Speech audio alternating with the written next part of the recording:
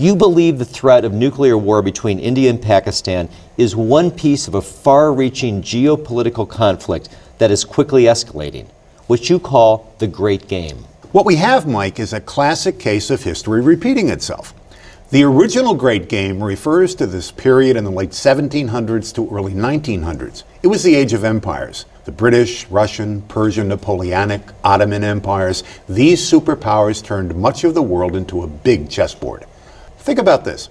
The Great Game ended with 2 world wars, and from it a new superpower rose up, the United States. For decades, we controlled essentially the entire chessboard.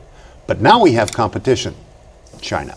And we have a lot of dangerous secondary international players. Like India and Pakistan. With 230 nuclear warheads in play, yes. We're entering a period that could be volatile for our economy, for world economies, for the dollar and all currencies. Many nations could be on the verge of war. Many companies, bedrocks of Wall Street, could go bankrupt. Americans can't afford to stay in the dark about this. At the State Department, the U.S. believes winning this great game is critical to our entire foreign policy, our national security, and global stability. And there is $20 trillion a year in play.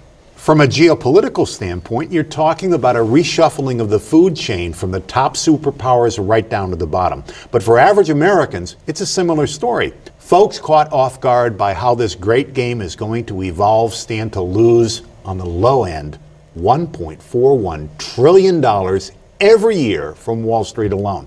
And billions more could be eradicated from their bank accounts due to spikes in energy and natural resource prices, mixed with sudden drops in our dollar. But on the other hand, folks who understand how all the pieces are moving in this great game, well, there is $20 trillion a year for the taking.